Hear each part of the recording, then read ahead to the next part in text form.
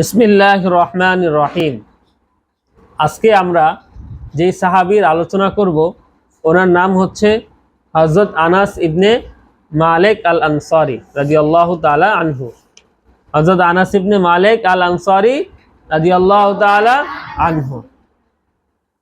ওনার ব্যাপারে প্রিয় নবীজি সাল্লাল্লাহু আলাইহি সাল্লাম দোয়া করেছিলেন যে, হে আল্লাহ, তুমি আনাসকে প্রচুর পরিমাণে সম্পদ দান করো, হ্যাঁ, এবং সন্তান দান করো এবং তার জীবনটাকে বরকতময় করে দাও। হযরত আনাস ইবনে মালিক আল আনসারী রাদিয়াল্লাহু তাআলা আনহু তিনি গোলাপের মতো নিশ্চিন্ত বয়সের ছোট্ট এক বালক ছিলেন। যখন তার মা গোমাইসা তাকে শিখিয়েছিলেন কালিমায়ে শাহাদাত, তার হৃদয়ে কোমল পাত্রটিকে তিনি পূর্ণ করে দিয়েছিলেন ইসলামের নবী মুহাম্মদ ইবনে আবদুল্লাহ সাল্লাল্লাহু আলাইহি ওয়াসাল্লামের ভালোবাসা দিয়ে। আনাস প্রিয় নবীর ভালোবাসায় পাগলপাড়া হয়ে পড়েছিল। শুনতে শুনতে বিস্ময়ে কিছু নেই, দেখা সাক্ষাৎ ছাড়া অনেক সময় শুধু শুনে শুনেও ভালোবাসা সৃষ্টি হয়।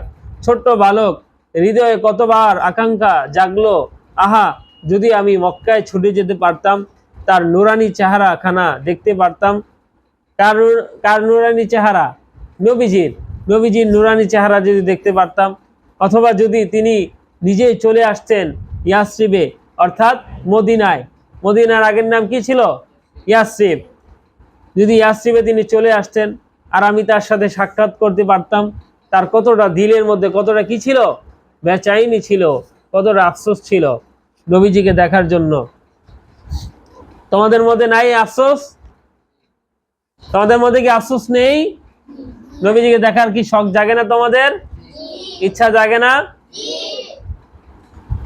বালক আনাসের এই ব্যাকুল আকাঙ্ক্ষার পর বেশি দিন পার হয়নি, এর মধ্যে ইয়াসরিবে অর্থাৎ মদিনায় ছড়িয়ে পড়ল এই সুসংবাদ যে প্রিয় নবী সাল্লাল্লাহু আলাইহি ওয়াসাল্লাম নূরে আরবি, মুহাম্মদ আরবি হযরত মুহাম্মদ সাল্লাল্লাহু আলাইহি ওয়াসাল্লাম কি করতেছেন? মদিনায় আসতেছেন। এবং তার সঙ্গী কে?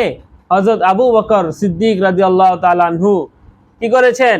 মদিনার উদ্দেশ্যে রওনা করেছেন। এতে এই সুসংবাদ পেয়ে মদিনার প্রতিটা ঘরে ঘরে আনন্দের জোয়ার কি হলো? আনন্দের জোয়ার ভেসে উঠলো। প্রত্যেক মানুষের হৃদয় নেচে উঠলো আনন্দের খুশিতে। সব মানুষ বেকুল হৃদয়ে আর চঞ্চল চাহনি আটকে রইল সেই মোবারক পথে, যেই পথ দিয়ে কি করবেন? বিশ্বনবী হযরত মুহাম্মদ সাল্লাল্লাহু আলাইহি সাল্লাম আসবেন। কোথায়? মদিনাতে। কোথায়? মদিনাতে।